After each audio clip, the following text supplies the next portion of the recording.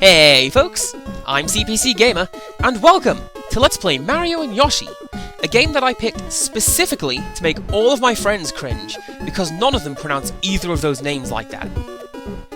It's a fun little puzzler, released on the NES in 1991, and the Game Boy in 1992.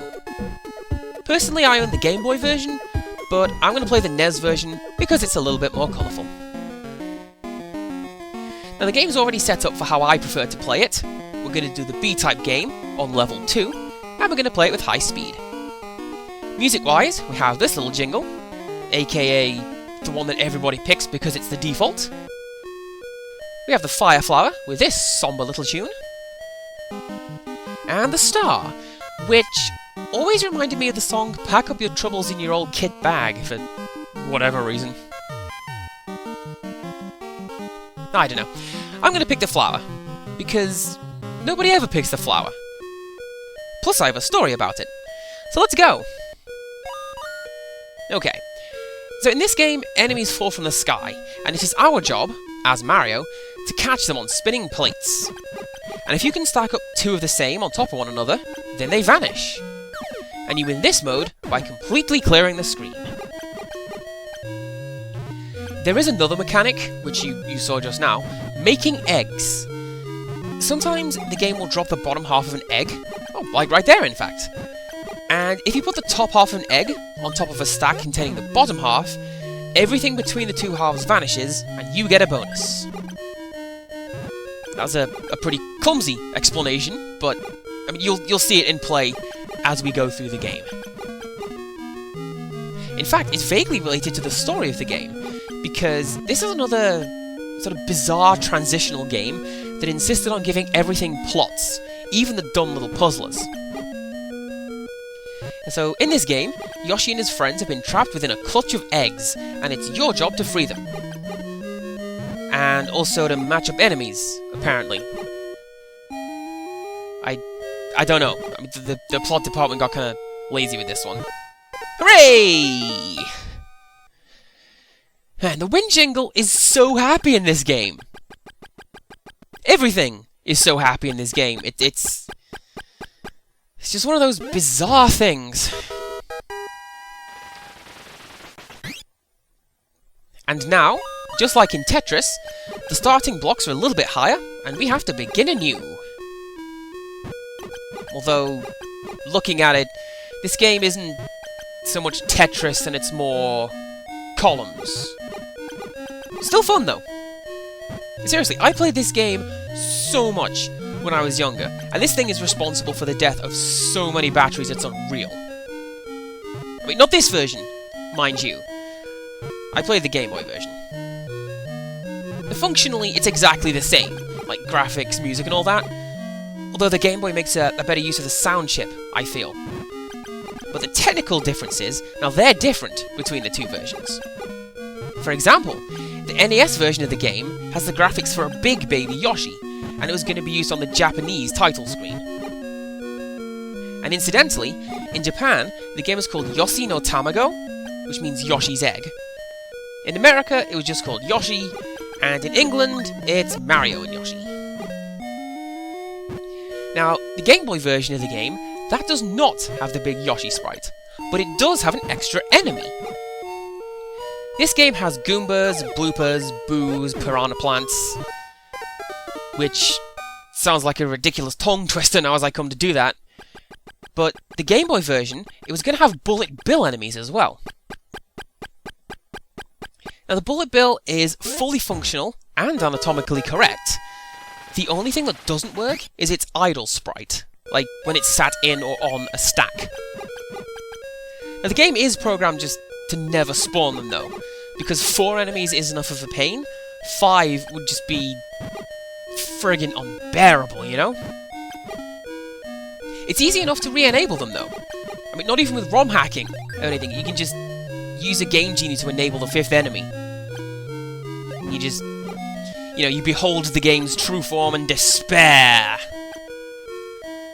In as much as anybody can despair when they play this game. I don't know, maybe it's because I played it when I was younger and I didn't understand what sadness was, but this game's just lovely, you know? Although, speaking of sadness, story time. See if I can keep my composure while I'm trying to think through this, how about? Right, yes, so, when I was a little CPC gamer junior, I was visiting my great-grandma in the hospital. I mean, not through any medical emergency or anything, she was just 95 and ready to clock out, you know? Anyway, I'm sat there next to her bed playing Mario and Yoshi on my Game Boy. I've got the Firefly music going, and at a point, my great-grandma wakes up and starts to call out for my aunt, her daughter. She said she could hear this wonderful music, and she said she could hear a clock chiming in heaven, letting her know that she wasn't long for the world, but that she'd done good, and she would soon be returning home. So, yeah, apparently heaven sounds like the Firefly music from Mario and Yoshi, I guess. I don't know. It's always stuck with me as a cute little formative story. Especially since it happened when I was first starting to get an appreciation of music, like as music, rather than just a collection of noises, if that makes any sense. And I appreciate that it might not, because I can get very selective in the things that I think and say. Like, I recently had to explain the difference between being spoken to and spoken at. But as far as I'm concerned, there is a difference. But maybe that's just me. Alrighty, and this brings us to level 5, which is as high as the game will let us go. I mean, you can keep playing, and the game will keep getting faster, but 5 is the highest starting position. Man, talk about saying things that don't really make a great deal of sense when you do it. But yeah, I really like this game. It's one of those weird ones where I won't play it for the longest time. I'll even forget that I own it. And suddenly I'll see it on the Wii dashboard and go, oh, hell yeah! And then just play it, and play it, and play it, and play it. And record myself doing it for the internet, apparently. And you know, I do not want to jinx myself, but I think I'm doing kinda okay in this one. See, this is why I very rarely play puzzle games when I do Let's Playing, because I feel like I have to engage each side of my brain, but in a different activity. You know? It's pretty hard. Let's just dump you two in a bucket down there. I have enough squids on the top row. You know, I mentioned how the Game Boy version has a 5th enemy. I wonder if they were going to set up, like, a rotating bank of enemies. I mean, the game can get kinda samey, with the same 4 enemies showing up all the time, so what if each level loaded up 4 enemies from a bank of 5 or 6 or whatever? I mean, it can't be that hard to program a function like that into this game. But all you'd really need to do is to take the bit of the game that reads Sprite A and point it at Sprite B or whatever. I mean, heck, you needn't even have enemies in the blocks. You could just have the power-ups and the level select screen or whatever bonus trophies you collect after each stage. Of course, it is very easy for me to say this, like, 20-odd years after the fact. And I'm not putting the game down or anything. I love this game. It's just... that's what I'd do if I were programming it. Although with that said, I don't know if the NES could do that kind of random pooling. I mean, generally, when games cycle through enemies, they did it by picking one bank of things out of a set of however many banks of things. And now I've dropped into programming mode again, which is not a very good time for anybody. Okay, I'll be honest with you. I've kinda exhausted my little note sheet for topics on this one. I did not expect that I'd be playing this long, so I only wrote down notes about the unused content in my hospital visit. I suppose I can take solace in the fact that this game was released in an era where, like, programmers just left all the unused content on the disc because they figured nobody would ever be able to decompile the game and find it. And, you know, it's something I've often wondered about. Like, for example, Super Mario World. Did Nintendo ever imagine there would be the ROM hacking community that has sprung up on the internet? And would they make the game differently if they did? Oh, yes! Okay, so you see the Yoshi on the right-hand side of the screen? He keeps track of how many eggs I've made. And once you hit 10, he stops standing in his ready pose, and yeah, he just relaxes, just chills out. And when CPC's sister played this game, she used to say that Yoshi had grown up at this point. And she'd say that each time you got an egg and he made the sound that Yoshi is supposed to make, it was Yoshi blowing out a candle on his birthday cake. And now he was 10, he was an adult. You know, because she and I were like 7 and 5, so we just thought whatever. Oh, come on, game. Be a sport, why don't you? See, this is the point where the game gets a little bit silly. I mean, clearly, all I needed was a single correct drop, and the level would be complete. But the RNG just hates you, and you have to wait it out. Now, it can lead to some unfortunate situations where you get to the bottom of the screen, and you have to start building back up again. Which looks like it might start happening now, in fact. So, thank you for proving my point, game. Oh, and another point of contention, right? I always thought that once every enemy had been cleared from the screen, that should complete the level. But the game doesn't agree with me, and you have to get rid of all the eggshells as well. I can kind of see why, but I still say we shouldn't have to count that.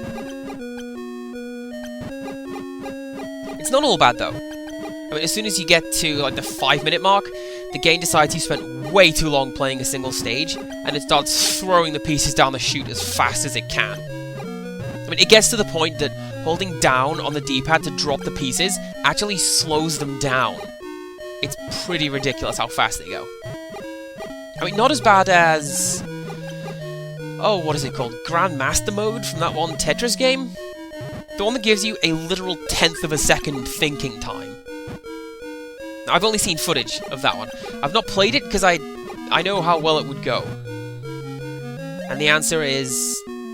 about as well as I'm doing thinking up a sarcastic analogy for how well I do. But how am I having trouble speaking now when I was absolutely fine when the screen was full? Oh. Well, disregard that, I guess. And I can probably relax and shut down my brain a little bit now, because I mean, level 6 is about as far as I've ever gone.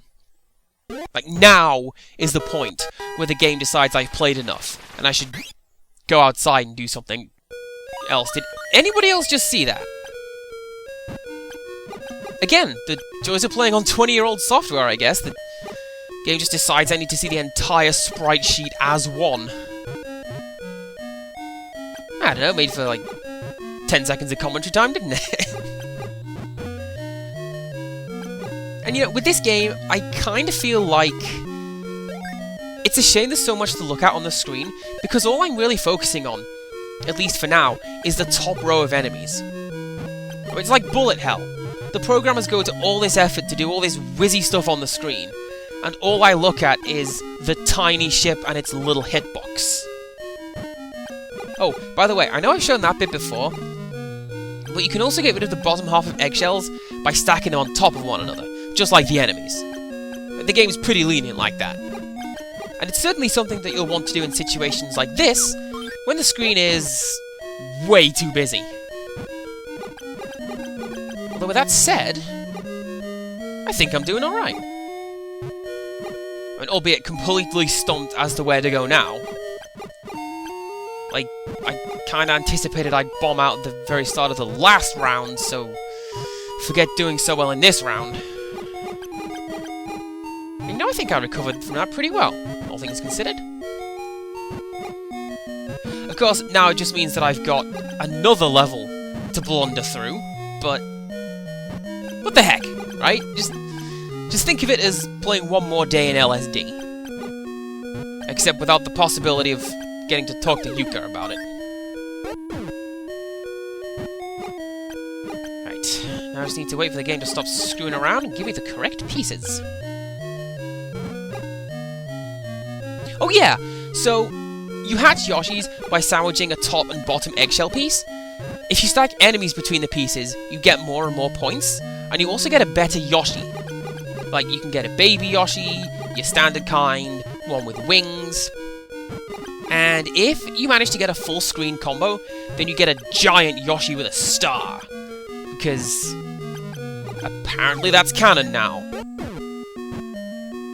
I suppose it could make some degree of sense if you think about it, because if Yoshi eggs don't hatch until you interact with them somehow, it would make sense that a giant Yoshi could grow in an egg. If you want to lend credence to, you know, roundabout and not at all kind of logic. But hey, non-logic is some of the best logic. Especially when you're dealing with children, because then you can just make up anything that's vaguely plausible and they just sort of run with it. Oh, come on, game! What is this? I could have won there! See, this is why I say they shouldn't count it when there's an eggshell on the screen. Because, you know, makes it harder for me to win the game as quickly as I like. Oh, although with that said, I go ahead and win the game. Never mind that then. I'm so happy! I love it! And my reward is an apple. It kind of looks like the ones from Super Mario World, which is kinda okay, I guess. Although, come to think of it, why did they release this game on the NES rather than the SNES? Because Yoshi debuted on the SNES. Oh, no time for that, because the game's about to stomp me into dust. Apparently. Or not. I actually think I might be able to do pretty well with this one. Okay, well, it looks like we're gonna be playing through level 7 for the first time ever, I think. I don't know, I forget if I ever did this well before. But yeah, why is this game on the NES, which is a technical backstep console-wise? I mean, possibly because it's very easy to convert games from the NES to the Game Boy. Like, you know, why buy it once when you can buy it twice, am I right? Man, thank goodness Nintendo never did that ever again. Anyway... Oh, actually, on the topic of Nintendo rehashing things, I wonder why they never revisited this one. Like, how many times did they release Tetris or Dr. Mario? I mean, heck, even Yoshi's Cookie got a remake.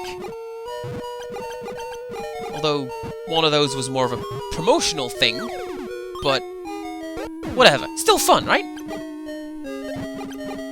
Fun fact for you, the remake of Yoshi's Cookie is one of the rarest SNES games around, because they only made 500 copies. I mean, that's got to be less than a day's worth of production time, right? Oh, no, do you know what I'm going to do? I am going to show off a full egg combo. Which sounds like a meal, but it isn't. It is a video game term. I think, yeah, I'm going to get rid of that one. And then that one in the middle of the screen, that's going to be my full combo. You're going to want to be careful stacking up lots and lots of eggs, because the game will refuse to spawn the top half of an egg, and it will kinda give you an immediate game over. I mean, not that I did that in my recording sessions. No, sir. But yeah, that's what the giant Yoshi looks and sounds like. And I think it's kind of a shame that they couldn't make the proper Yoshi sound in this game. See, this is why this game should have been on the SNES. It's the only console that can properly recreate that little weep-woo noise that Yoshi usually makes. And I got another apple. So I guess the programmers did not expect me to get as far through the game as I did, so it's run out of bonuses. Alright, you know what? No, dead air be damned. I'm going to try and complete this one. I'm going to go the distance. As much as I can in this game. I mean, you just play until game over. That was dumb. Like, that's how game type A works as well. That one's basically just endless mode. You get a blank screen and play until you can go no more. Kind of like Tetris, to go back to the analogy that I drew earlier. wonder why I prefer this mode. I mean, possibly because this mode lets me feel like I'm at least accomplishing something, as opposed to just sitting there screwing around, you know? Okay, I'm doing alright. This game is being uncharacteristically nice to me right about now. Oh, come on, game. Seriously now? Yes, it occurs to me that this is a game that cannot win. I complain when it's giving me a hard time. I'm giving it a hard time, now it's letting me win. Typical gamer problems, right? Although actually, your typical gamer problem is that whether a series remains the same or changes, the fans will complain. That's not quite what I wanted to do, so let's move along and try to fix things as best I can. Close enough. I think I'm gonna do this! Oh yeah, I don't recall I've seen it in this recording, but sometimes the game drops 3 tiles at you at once. I mean, it usually does it in the endless mode, but it's a nice way to fix up the odds and ends. And that would it! I think I did that much quicker than the last round, too. Oh, and I got a new bonus as well. It's a strawberry! They did that in Yoshi's story. I think it was. They made a big deal out of how different Yoshis like different fruits. It started me off with an eggshell. It's a good way of getting me killed. Game?